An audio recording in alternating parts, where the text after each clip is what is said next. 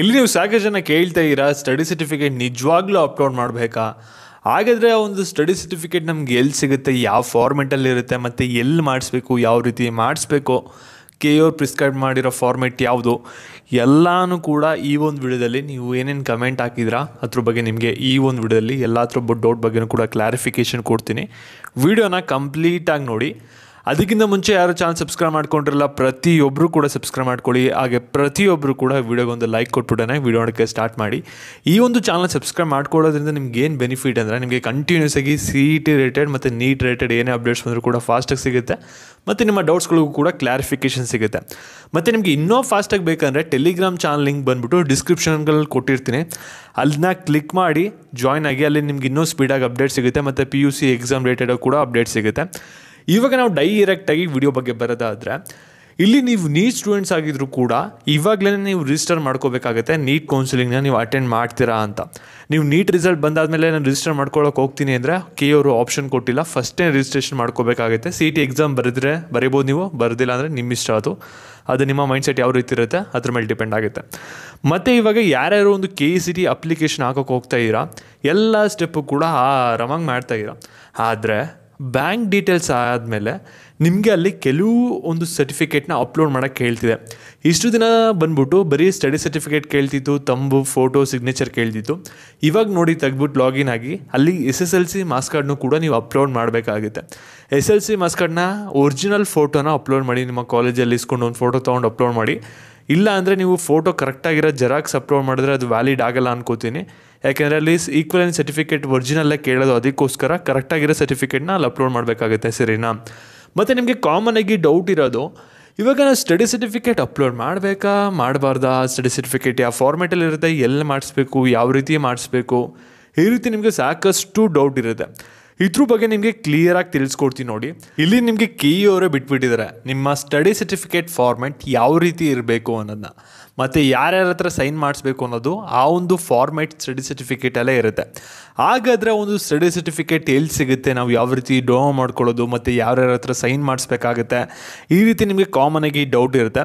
ಅದ್ರ ಬಗ್ಗೆ ನಿಮಗೆ ತಿಳಿಸ್ಕೊಡ್ತೀನಿ. ಫಾರ್ಮೆಟ್ ಕೂಡ ನಿಮ್ಗೆ ಎಲ್ಲಿ ಸಿಗುತ್ತೆ, ಯಾವ್ಯಾವ ಫಾರ್ಮೆಟು, ಯಾವ ಒಂದು ರಿಸರ್ವೇಷನ್ಗೆ ಬಳಸಬೇಕು, ನಿಮಗೆ ಸ್ಟಡಿ ಸರ್ಟಿಫಿಕೇಟ್ ಏನಕ್ಕೆ ಪ್ರೊಡ್ಯೂಸ್ ಮಾಡಬೇಕಂದ್ರೆ, ಇಲ್ಲಿ ನೀವು ಕರ್ನಾಟಕದಲ್ಲಿ ಓದಿದ್ದೀರಾ ಅನ್ನೋದಕ್ಕೆ ನಿಮ್ಮ ಸ್ಟಡಿ ಸರ್ಟಿಫಿಕೇಟ್ನ ಇಲ್ಲಿ ಸಬ್ಮಿಟ್ ಮಾಡಬೇಕಾಗುತ್ತೆ.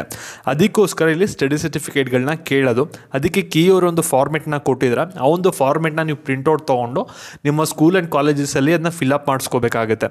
ಮತ್ತು ನಿಮಗೆ ಆ ಒಂದು ಫಿಲಪ್ ಮಾಡಿಸಾದ್ಮೇಲೆ ಕೂಡ ನಿಮಗೆ ನೆಕ್ಸ್ಟ್ ಒಂದು ಪ್ರೋಸೆಸ್ ಕೂಡ ಇರುತ್ತೆ. ಅದ್ರ ಬಗ್ಗೆನೂ ಕೂಡ ಈ ಒಂದು ವಿಡಿಯೋದಲ್ಲಿ ತಿಳಿಸ್ಕೊಡ್ತೀನಿ. ಯಾಕೆಂದರೆ ಸ್ಟಡಿ ಸರ್ಟಿಫಿಕೇಟ್ನ ಅಪ್ಲೋಡ್ ಮಾಡೋಕ್ಕೆ ಕೇಳಿದ್ದಾರೆ ಈಗ. ಅದಕ್ಕೋಸ್ಕರ ಫಸ್ಟು ನೀವು ನಿಮ್ಮ ಮೊಬೈಲಲ್ಲಿ ಈ ಒಂದು ವಿಡಿಯೋ ನೋಡಾದ್ಮೇಲೆ ಬ್ರೌಸರ್ಗೆ ಹೋಗಿ, ಕ್ರೋಮ್ ಅಥವಾ ಫೈರ್ಫಾಕ್ಸು ಯಾವುದಾರ ಒಂದಕ್ಕೆ ಹೋಗ್ಬಿಟ್ಟು ಅಲ್ಲಿ ಎಡು ಕನ್ನಡ ಅಂತ ಸರ್ಚ್ ಮಾಡ್ಕೊಳ್ಳಿ. ಸರ್ಚ್ ಮಾಡ್ಕೊಂಡಾದ್ಮೇಲೆ ನಿಮ್ಗೆ ಏನಾಗುತ್ತೆ ಅಂದರೆ, ಈ ರೀತಿ ನಿಮಗೆ ಒಂದು ಪೇಜ್ ಓಪನ್ ಆಗುತ್ತೆ. ಇಲ್ಲಿ ನಿಮಗೆ ಈ ರೀತಿ ಪೇಜ್ ಓಪನ್ ಆಯಿತು ಅಂದರೆ ಫಸ್ಟ್ ಲಿಂಕ್ ಮೇಲೆ ಕ್ಲಿಕ್ ಮಾಡಿದ ತಕ್ಷಣ ನೀವು ನೋಡ್ಬೋದು ಈ ರೀತಿ ಬರುತ್ತೆ. ಇಲ್ಲಿ ಜಸ್ಟ್ ಕೆಳಗಡೆ ಸ್ಕ್ರಾಲ್ ಡೌನ್ ಮಾಡ್ತಾ ಬನ್ನಿ. ಇಲ್ಲಿ KL ಲೇಟೆಸ್ಟ್ ಅಪ್ಡೇಟ್ಸ್ ಅಂತ ಇರುತ್ತೆ, PUC ಕೆಳಗಡೆ, ಅದ್ರ ಮೇಲೆ ಕ್ಲಿಕ್ ಮಾಡಿ. ನೆಕ್ಸ್ಟ್ ನೀವು ನೋಡ್ಬೋದು ಇಲ್ಲಿ ನಿಮಗೆ ಒಂದು ಆಪ್ಷನ್ ಕಾಣುತ್ತೆ. ಇಲ್ಲಿ ಏನಂತ ಒಂದು ಆಪ್ಷನ್ ಕಾಣ್ತಿದೆ ಅಂದರೆ KCET 2020-24 ಲೇಟೆಸ್ಟ್ ಅಪ್ಡೇಟ್ಸ್ ಅಂತ. ಈ ಒಂದು ಆಪ್ಷನ್ ಮೇಲೆ ಕ್ಲಿಕ್ ಮಾಡಾದ್ಮೇಲೆ ನೀವು ನೋಡ್ಬೋದು ಇಲ್ಲಿ KCET 2020-24 ಅಪ್ಲೈ ಲಿಂಕ್ ಅಂತ ಇದೆ. ಅದ್ರ ಕೆಳಗಡೆ ಸ್ಟಡಿ ಸರ್ಟಿಫಿಕೇಟ್ ಅಂತ ಹೊಸ ಲಿಂಕ್ ಅಪ್ಗ್ರೇಡ್ ಆಗಿದೆ. ಈ ಒಂದು ಲಿಂಕ್ನ ನೀವು ಡೈಲಿ ಚೆಕ್ ಮಾಡ್ತಾರೆ, ಇಲ್ಲಿ ಅಪ್ಡೇಟ್ ಸಿಗ್ತಾ ಇರುತ್ತೆ ನಿಮಗೆ KCETದು.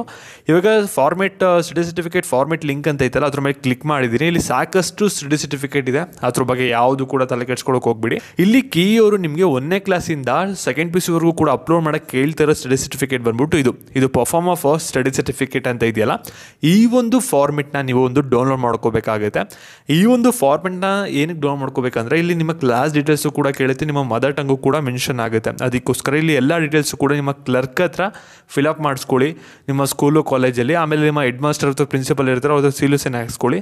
ಆಮೇಲೆ ಇಲ್ಲಿ ಫೈನಲ್ ಸ್ಟೆಪ್ ಇದೆ ನೋಡಿ ಕರೆಕ್ಟಾಗಿ. ಇಲ್ಲಿ BEO ಮತ್ತು DTP ಹತ್ರ ಸೈನ್ ಹಾಕ್ಸ್ಬೇಕಾಗುತ್ತೆ. 1ನೇ ಕ್ಲಾಸಿಂದ 10ನೇ ಕ್ಲಾಸ್ವರೆಗೂ ಕೂಡ ಸ್ಟಡಿ ಸರ್ಟಿಫಿಕೇಟ್ ಆದರೆ ಅದನ್ನ BEO ಹತ್ರ ಸೈನ್ ಮಾಡಿಸ್ಕೊಳ್ಳಿ. ಏನಾದರೂ first PUC 2nd PUC study certificate ಆದರೆ DDP ಹತ್ರ ಹೋಗಿ ಸೈನ್ ಮಾಡಿಸ್ಕೊಳ್ಳಿ. ಆಫೀಸ್ ಎಲ್ಲಿದೆ ಅನ್ನೋದು ನಿಮ್ಗೆ ಗೊತ್ತಿಲ್ಲ ಅಂದರೆ ನಿಮ್ಮ ಸ್ಕೂಲ್ ಆ್ಯಂಡ್ ಕಾಲೇಜಸ್ ಏನು ಸ್ಟಡಿ ಸರ್ಟಿಫಿಕೇಟ್ ಬರ್ಸ್ಕೊಂಡಿರ್ತಾರಲ್ಲ ಅವ್ರನ್ನೇ ಕೇಳಿ, ಅವ್ರಿಗೆ ಗೊತ್ತಿರುತ್ತೆ. ಯಾಕೆಂದರೆ ಅಲ್ಲಿಂದ ಅವ್ರಿಗೆ ಇನ್ಫಾರ್ಮೇಷನ್ ಬರ್ತಾ ಇರುತ್ತೆ, ನೋಟಿಫಿಕೇಷನ್ ಎಕ್ಸಾಮ್ದು ಏನಾದರೂ ಕಳಿಸ್ತಾ ಇರ್ತಾರೆ, ಅವ್ರಿಗೆ ಅಡ್ರೆಸ್ ಎಲ್ಲ ಗೊತ್ತಿರುತ್ತೆ. ಅಲ್ಲಿ ಹೋಗಿ ವಿಚಾರಿಸ್ಕೊಳ್ಳಿ, ಆಮೇಲೆ ಅಲ್ಲಿ ಹೋಗಿ DDPI BO ಹತ್ರ ಸೈನ್ ಹಾಕ್ಸ್ಕೊಳ್ಳಿ.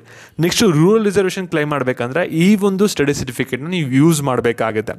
ಇಲ್ಲಿ ರೂರಲ್ ಕೋಟಾ ಅಥವಾ ಕನ್ನಡ ಮೀಡಿಯಂ ಕೋಟಾನ ನೀವೇನಾದರೂ ಕ್ಲೈಮ್ ಮಾಡಬೇಕು ಅಂತ ಇದ್ದೀರಾ ಅಂದರೆ ಮಿನಿಮಮ್ ಅಂದರೂ 10 ವರ್ಷ ಓದಿರಲೇಬೇಕು. ಅದರಲ್ಲಿ ನೀವೇನಾದರೂ 1 ವರ್ಷ ಕಮ್ಮಿ ಓದಿದರೂ ಕೂಡ ನೀವು ರೂರಲ್ ಕೋಟಾ ಆಗಿರಲಿ ಕನ್ನಡ ಮೀಡಿಯಂ ಕೋಟಾ ಆಗಿರಲಿ ಎರಡಕ್ಕೂ ಕೂಡ ಎಲಿಜಿಬಲ್ ಆಗಲ್ಲ. 10 ವರ್ಷ ಓದಿದ್ದೀರಾ ಮತ್ತು ರಿಸರ್ವೇಷನ್ ಟ್ಯಾಬಲಲ್ಲಿ ಎಸ್ ಅಂತ ಕೊಟ್ಟಿದ್ದೀರಾ ಅಂದರೆ ಈ ಒಂದು ಸ್ಟಡಿ ಸರ್ಟಿಫಿಕೇಟ್ ಫಾರ್ಮೆಟ್ನ ನೀವು ಫಾಲೋಅಪ್ ಮಾಡಬೇಕಾಗುತ್ತೆ. ಇಲ್ಲಿ ನೀವು ನೋಡ್ಬೋದು 2 ಥರ ಇದೆ ರೂರಲ್ ಕೋಟಾದಲ್ಲಿ ಸರ್ಟಿಫಿಕೇಟು. ಇಲ್ಲಿ OBC ಕ್ಯಾಟಗರಿಯಲ್ಲಿ ಯಾರು ಬರ್ತೀರಾ 1A 2A 3A 3B ಅವ್ರಿಗೆಲ್ಲ ಒಂದು ಸರ್ಟಿಫಿಕೇಟ್ ಇರುತ್ತೆ. ಜನರಲ್ ಮೆರಿಟ್ GM ಯಾರಿರ್ತೀರಾ ನಿಮಗೆ ಬೇರೆ ಸ್ಟಡಿ ಸರ್ಟಿಫಿಕೇಟ್ ಇರುತ್ತೆ. ಎರಡನ್ನೂ ಕೂಡ ನಿಮಗೆ ಇಲ್ಲಿ ಕಣ್ಮುಂದೆ ನೀವು ನೋಡ್ಬೋದಾಗಿರುತ್ತೆ. ಇಲ್ಲಿ ಫಸ್ಟು ನೀವು OBC ಆದರೆ ನೀವು ಬರೀ BO ಹತ್ರ ಸೆಂಡ್ ಮಾಡಿಸಿದ್ರೆ ಸಾಕು. ಆದರೆ ಜನರಲ್ ಮೆರಿಟ್ ಆದರೆ ನೀವೇನು ಮಾಡಬೇಕಾಗುತ್ತೆ ಅಂದರೆ ನಿಮ್ಮ ಸ್ಕೂಲ್ ಆ್ಯಂಡ್ ಕಾಲೇಜಲ್ಲಿ ಡೀಟೇಲ್ಸ್ ಎಲ್ಲ ಫಿಲಪ್ ಮಾಡಿಸ್ಕೊಂಡಾದ್ಮೇಲೆ ನೆಕ್ಸ್ಟು ನೀವು ಬಂದುಬಿಟ್ಟು ತಹಸೀಲ್ದಾರ್ ಹತ್ರ ಸೆಂಡ್ ಮಾಡಿಸ್ಕೋಬೇಕಾಗುತ್ತೆ.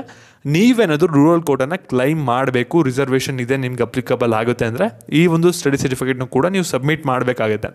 ನೆನಪಿರಲಿ, ಇವಾಗ ರಿಸರ್ವೇಷನ್ ಸರ್ಟಿಫಿಕೇಟ್ನ ಕೆಲವ್ರಿಗೆ ಅಪ್ಲೋಡ್ ಮಾಡೋಕ್ಕೆ ಕೇಳ್ತಾಯಿಲ್ಲ, ಬರೀ ಇದನ್ನ ಮಾಡಿಸಿ ಇಟ್ಕೊಂಡಿರ್ಬೇಕಾಗಿರುತ್ತೆ. ನೆಕ್ಸ್ಟು ಕೇಳ್ತಾರೆ, ಇದನ್ನ ಕೇಳದೆ ಬಿಡಲ್ಲ. ನಿಮಗೆ ರಿಸರ್ವೇಷನ್ ಬೇಕು ಅಂದರೆ ಅದೆಲ್ಲ ಸ್ಟಡಿ ಸರ್ಟಿಫಿಕೇಟ್ ಫಾರ್ಮೆಟ್ ಅಲ್ಲಿ ವೆರಿಫೈ ಮಾಡಿಕೊಂಡ್ರೆ ನಿಮಗೆ ಕ್ಲೈಮ್ ಮಾಡೋಕ್ಕೆ ಕೊಡೋದು. ಇದೆಲ್ಲ ಆದಮೇಲೆ ನಿಮಗೆ ಕನ್ನಡ ಮೀಡಿಯಂ ಸ್ಟಡಿ ಸರ್ಟಿಫಿಕೇಟು ಬೇಕಾಗುತ್ತೆ.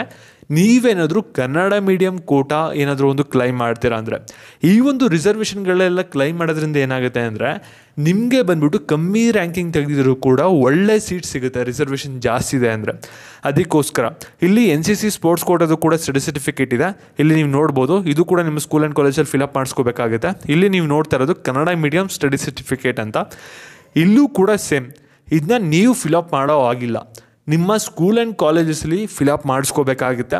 ಅಲ್ಲಿ ಮಾಡಿಸ್ಕೊಂಡಾದ್ಮೇಲೆ ಅಲ್ಲಿ ಹೆಡ್ ಮಾಸ್ಟರ್ ಯಾರು ಇರ್ತಾರೆ ಅಥವಾ ಹೆಡ್ ಆಫ್ ದ ಪ್ರಿನ್ಸಿಪಲ್ ಯಾರು ಇರ್ತಾರೆ ಇನ್ಸ್ಟಿಟ್ಯೂಷನು ಅವ್ರ ಹತ್ರ ಒಂದು ಸೀಲಸನ್ನು ಹಾಕ್ಸ್ಕೋಬೇಕು, BO ಹತ್ರ ಕೂಡ ಸೀಲಸನ್ನು ಹಾಕ್ಸ್ಕೋಬೇಕಾಗುತ್ತೆ. ಇಲ್ಲಿ ನೀವು ಇಷ್ಟು ಒಂದೆಲ್ಲ ಪ್ರೋಸೆಸ್ ಮಾಡಾದ್ಮೇಲೆ ಮಾತ್ರ ಈ ಒಂದು ಸ್ಟಡಿ ಸರ್ಟಿಫಿಕೇಟ್ಗಳನ್ನ ಅಲ್ಲಿ ಅಪ್ಲೋಡ್ ಮಾಡಬೇಕು.